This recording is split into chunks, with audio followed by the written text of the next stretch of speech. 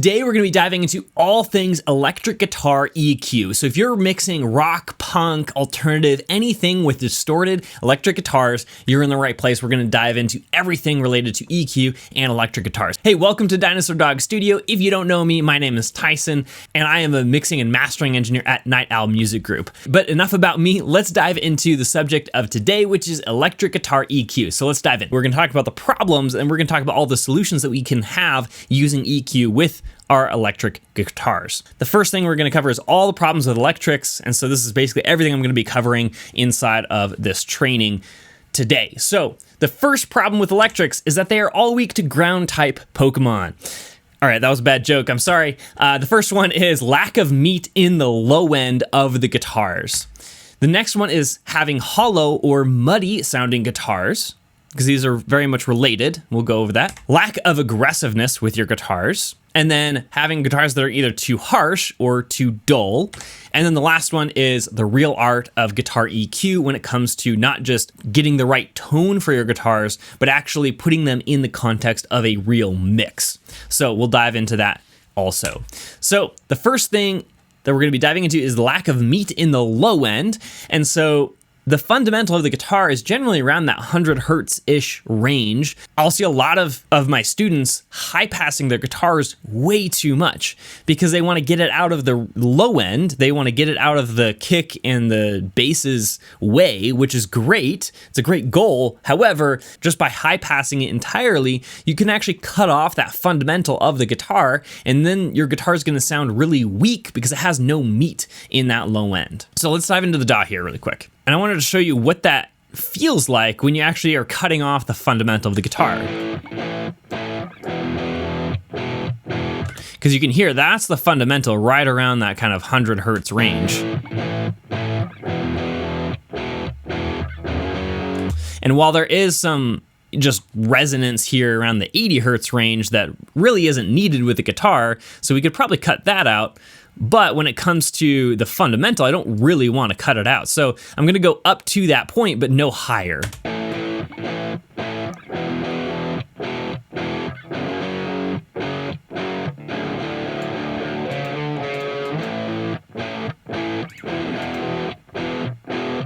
So you don't really notice a real change with this high pass. And because when you first start to actually hear and feel that change, that probably means you went too far. So be subtle with this. If you're going to choose to high pass your guitars, do it subtly. I do think that there's probably a case, especially here, because there are some resonances that we do want to cut out a little bit. But I'm not going to be aggressive because I'll see people high passing their guitars all the way up to 200 hertz, and it just sounds thin.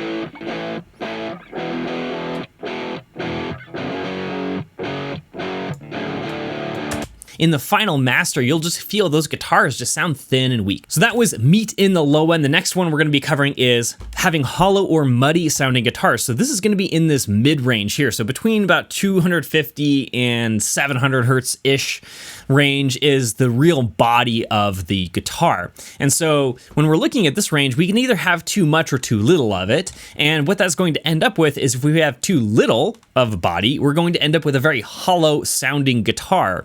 And it's going to sound very scooped. And sometimes when we do this, it'll actually sound kind of good in solo, but then in the context of the mix, you're really just missing a lot of that just body, that fullness sounding, and especially because there's not as much in songs other than the vocals that live in this range, at least primarily I should say, then you'll actually end up with a very hollow sounding mix overall if your guitars are also missing this body range. And then that is opposed to having too much body in your guitars, which are then going to end up with a very muddy sounding guitar that's not very articulate, doesn't feel very forward. So if your guitars feel like they're just pushed back in the mix, and no matter how much you turn them up, you're just causing the mix to be more muddy, this is the problem that you're probably running into. So let's dive into the DAW and just kind of demonstrate these two for you. So here's our rhythm guitar, right? We've already high passed it, but let's go to this range here in the middle where our body of the guitar is living. So let's try to boost it, and then you'll kind of hear how much mud there's added to this.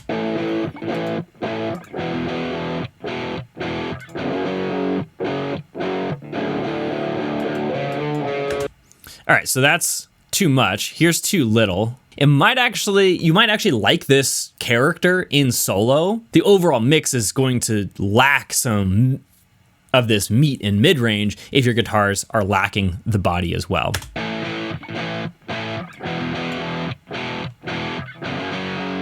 So let's listen to this in context.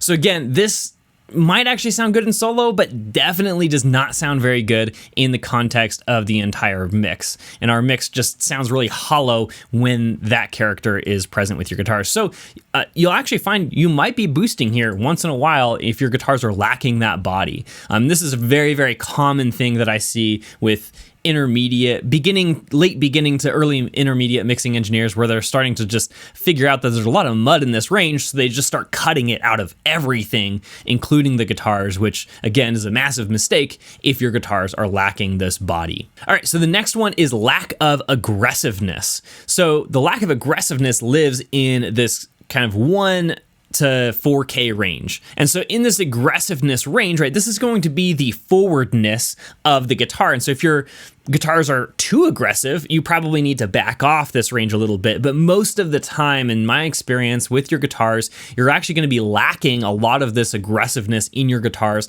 unless you have a lot of layers of guitar, in which case you're going to end up with too much aggression in your mix because they just kind of stack on top of each other and you end up with way too much in this kind of 3K range. But if you want more aggressiveness out of your guitars, this is the way to do it, especially if you only have a few guitars in your mix. Okay, so let's dive into the aggressiveness of the guitars. So again, it's going to be in this kind of 2 to 3K range is where all of that aggressiveness is going to live with your guitars.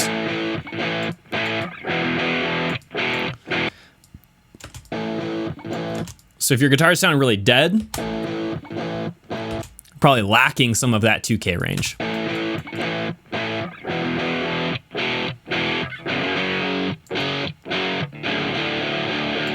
But again, if you add too much, you can also have it, it'll also sound a little bit too harsh and aggressive.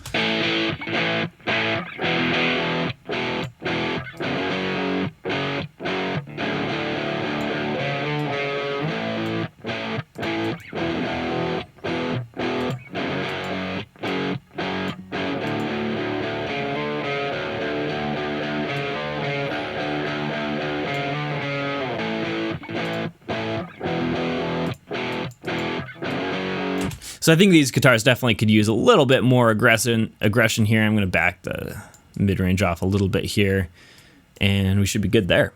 The next problem is having too harsh or too dull sounding guitars. And you could kind of hear some of this as I was boosting that 3K range, especially just a little bit above it, because that lives in this kind of 4K and above range is really where that harshness or dullness is coming from, whether we have too much or too little of it. And sometimes we'll need to get very surgical with our moves here if there's just some really harsh frequencies that are coming out through the guitar, because they have so much of these added harmonics because of the distortion. They could end up with some frequencies there that are really just not needed. It's all about balance of having enough harshness but not too much harshness, otherwise it'll be too dull. So let's dive into the DAW, and all right, so let's dive into the top end of the guitar and talk about the either harshness or dullness that you might be getting out of your guitars. So if anything, these guitars could be a little bit dull because as I'm boosting here, right, it's bringing out a lot of that definition, and it actually has a nice quality to it overall. But if I'm over boosting here, right, it's going to sound really, really harsh.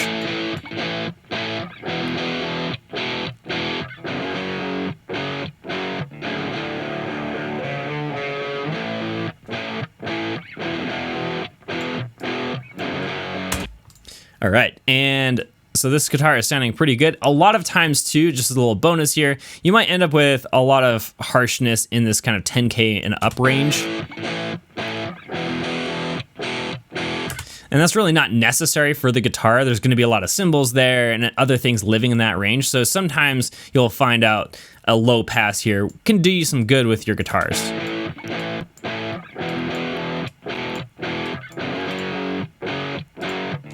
I mean, these don't really have anything living in that range, so I don't feel the need to add that. But if you are dealing with a guitar that does sound really, really harsh or tinny sounding, then that can really help, just doing either a gentle slope or maybe even a more aggressive low pass to be able to cut out some of that just noise that's in the upper range. All right, so now we're going to dive into the bonus, which is the real art of guitar EQ. So the first problem is that the kick lives in this fundamental range of around 60 to 100 hertz, which is exactly where the fundamental of the guitar is, right? Relatively speaking. The vocals live in this kind of 500 to 1K range, generically speaking, which is also where the guitar is living. The guitar basically overlaps with every single major item when it comes to all these other elements. And so when we're talking about how to EQ guitar, it's not about EQing it in solo like we have been. It's really about building those relationships between all of the various elements in the mix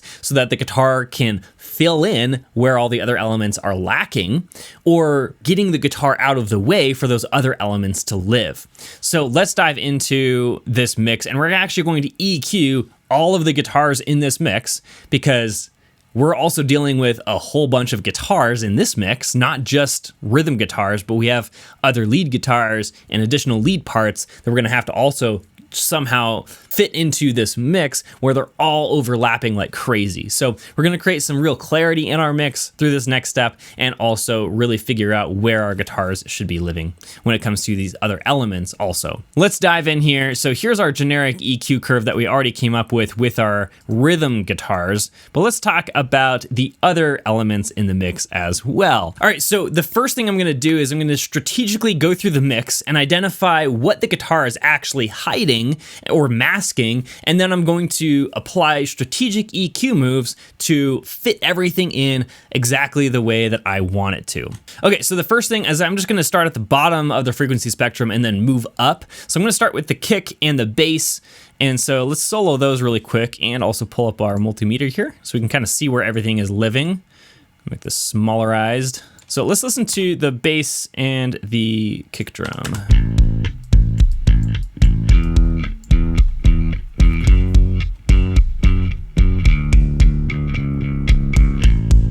So I can see it's pretty strong around this like 125 range. Let's make that biggerized again.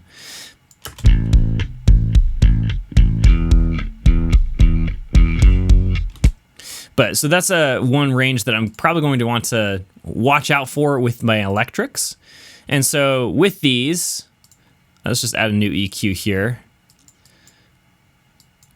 I'm going to be, let's use this one. And another way you can test this out is just play the mix and then mute the guitars. If when I mute the guitars, other things are clearer, that means that the guitars are masking those elements. So listen to the bass specifically. So I'm going to play it with the guitars first, and then I'm going to mute them. Listen to the bass.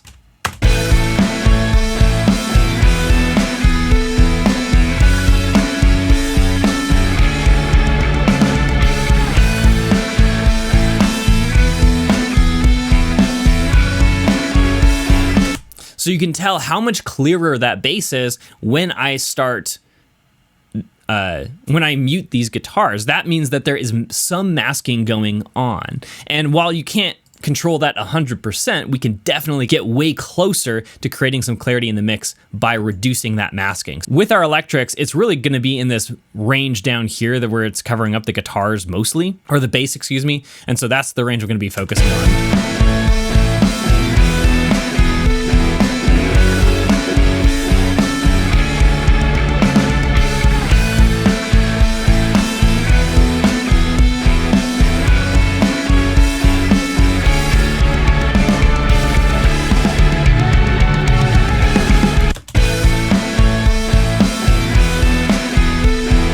Yeah, so with that just small move, all of a sudden a ton of clarity is being brought out by that bass guitar with reducing kind of that fundamental area where the bass is living.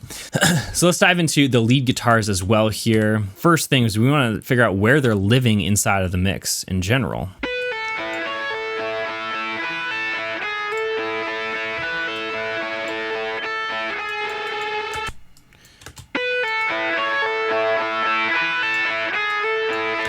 So not much of a surprise, but they are living in this kind of 2K range here, mostly.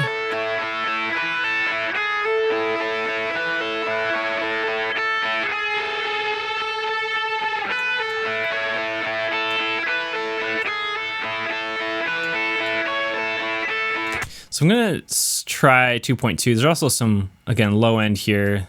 I'm just gonna cut that off.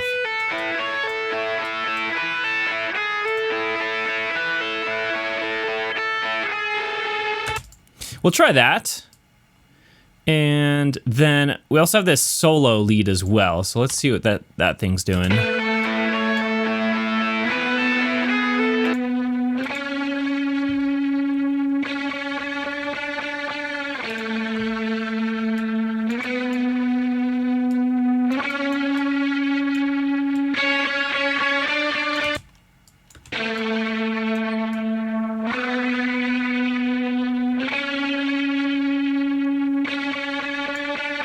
I think that kind of 3K range is going to do that one some good to try to bring it out, bring it forward in the mix, right?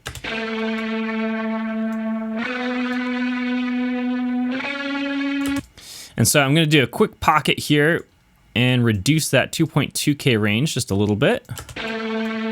So then it'll pocket in with this other one that we've already EQ'd here. And we're gonna do the same thing over here. We're just gonna grab this and reduce that 3K really quick.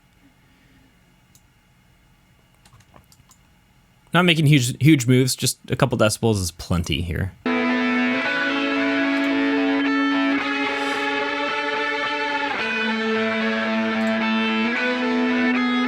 Yeah, so there's just so much more clarity. There's separation between those two elements that's being brought in. But again, we have to go back to our rhythm guitars that we also have some issues with. So we did reduce it out of the way of the bass, but let's focus on these other elements here. And I think we boosted these. Yeah, right in that kind of 2K range. So we might have to move this down a little bit and just to make room for those other elements that we already changed here.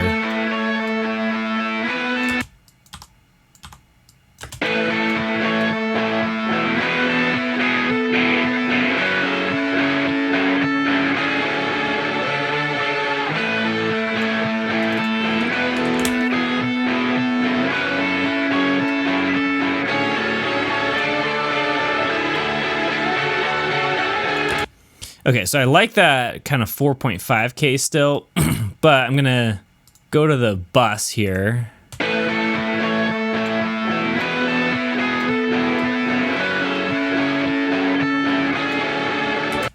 And I'm gonna be reducing, again, I'm just gonna do kind of a broader sweep where those other guitars were living, and then do a little bit more aggressive boost at that 1.6K range.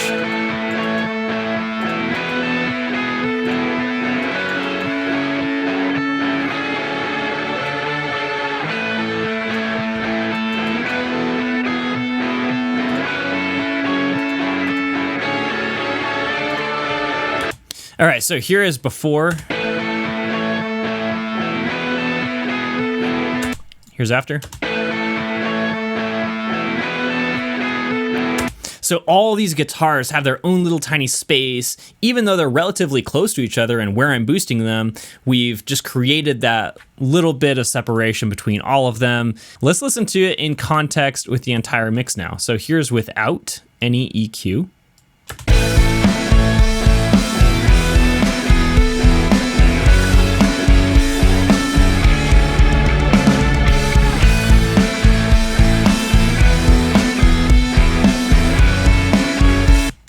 So you can tell how much more focused these guitars truly are after this EQ and this change, just pocketing them in there really carefully. And then also that bass sounds awesome now, poking through that mix a little bit and really living in that kind of 150 hertz range and providing a good foundation for the mix at this spot. Remember, it's more about building those relationships with the other elements than just EQing it in solo by itself tonally. While that is the foundation of your mix, the true art of mixing is building those relationships between the various elements.